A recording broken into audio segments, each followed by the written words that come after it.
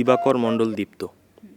অনেকেই তো গান গেয়ে পুরস্কার পায়, তো আমরা দেখছি আপনি বিশেষভাবে বাঁশি বাজিয়ে বা বাদ্যযন্ত্রের সেক্টর থেকে পুরস্কার পেয়েছেন। অনুভূতিটা কেমন? অনুভূতিটা আসলে একটি বিশেষ অনুভূতি, কারণ আমরা 10 জন ছিলাম, তো 9 জন ছিল গানে, আমি ছিলাম একা বাঁশিতে, বাদ্যযন্ত্র সেগমেন্টে। তো আমি ছিলাম আসলে আলাদা সবার থেকে, এই জন্য আমার দায়িত্বটা বেশি ছিল যাতে আমার একটা পারফরমেন্স ওইটি যাতে সব থেকে ভালো হয়।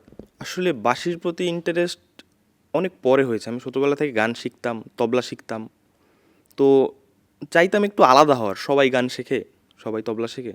আমাদের ক্লাসে আমার এক বন্ধু, ওর নাম রুদ্র, ও একটা বাঁশি নিয়ে আসছিল, ওটা বাজাচ্ছিল, আর ওকে ঘিরে ক্লাসের সবাই গোল করে বসে আছে। তো আমার এটা দেখে খুব ভালো লাগছে যে বাহ, এইটা তো একটা আলাদা জিনিস, এইটা করতে হবে। তো ও খুব ভালো বাজায়, তো আমাদের ওর দেখে খুব হিংসে হতো যে ও করতেছে, তাহলে আমিও করতে হবে এটা। তখন থেকে শুরু বাঁশি, একটা বাঁশি কিনলাম, বাজাতাম। পরে আস্তে আস্তে আমার স্যারের সাথে দেখা হয়েছে, অঞ্জন চক্রবর্তী, ওনার কাছে আমার তালিম নেওয়ার সুযোগ হয়েছে, এখনও ওনার কাছে শিখতেছি। 200-র বেশি সার্ভিস ও ফিচারে লেনদেনের সব বিকাশ অ্যাপে সম্ভব।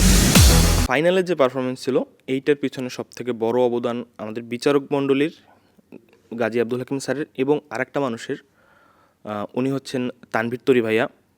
উনি আমাকে প্রথম দিন থেকে আমার এই পারফরমেন্সে কিছু ভুল ছিল, কিছু কমতি ছিল, উনি এইটাকে একেবারে হাতে ধরিয়ে আমাকে দেখিয়ে দিয়েছেন। এই অনুপ্রেরণাটা আমাকে খুবই দিয়েছে, কারণ আমি এক সময় ভেবেছিলাম যে এটা হবে না। আমি আমার পরিবারকে বলেছিলাম যে তোমরা আর আমাকে নিয়ে কোনো এক্সপেকটেশন রাখো না, আমি হয়তো পারবো না। কিন্তু তানভীর তরি ভাই আমাকে এত অনুপ্রেরণা দিয়েছেন যে লাস্ট পর্যন্ত আমার পারফরমেন্সটা ভালো হয়েছে। ওনাকে বিশেষভাবে ধন্যবাদ জানাতে চাই। বিশেষ সৌভাগ্য হয়েছে আমাদের বাংলাদেশের বিখ্যাত বংশীবাদক শ্রদ্ধেয় গাজী আব্দুল হাকিম স্যারের কাছ থেকে একদিন তালিম নেওয়ার।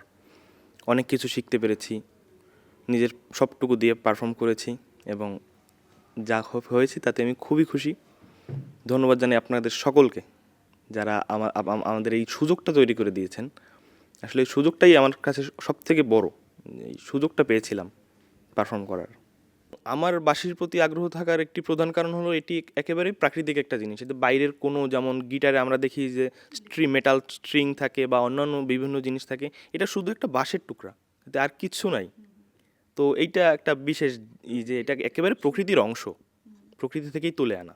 কম বয়সী যারা আর কি বাদ্যযন্ত্র শুরু করে, আমি বলবো যে অন্তত প্রথম দিকে এটা ধরে রাখতে হয়। কি, বাঁশি নিয়ে যখন প্রথম বসতাম, সুর লাগতো না, হাত চলতো না, গানের সুরটা আসতো না, তো হয় কি প্রথমে অনেকে না আসলে ছেড়ে দেয়। আমি বলবো এটা ছেড়ে না দিয়ে অন্তত কিছুদিন করলে তারপর এটা চলে আসে, তারপর আর ওই বিরক্তিটা আসে না যে হচ্ছে না কেন হচ্ছে না, ওইটা পরে ভাল লাগে। আসলে আমি বলবো যে এটা কন্টিনিউ করতে, শুরু করলে সেটা লাস্ট পর্যন্ত কন্টিনিউ করতে।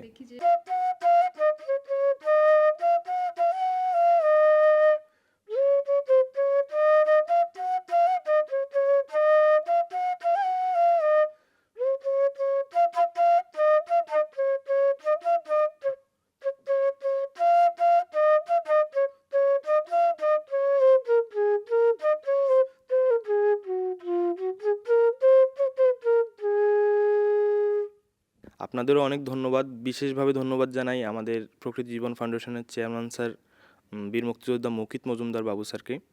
উনি আমাদের এই সুযোগটা তৈরি করে দিয়েছেন, আমাকে এই সুযোগটা তৈরি করে দিয়েছেন যে এতগুলো গানের মধ্যে আমি একটা বাদ্যযন্ত্র যে পারফর্ম করতে পেরেছি, এই সুযোগটার জন্য আমি খুবই খুশি।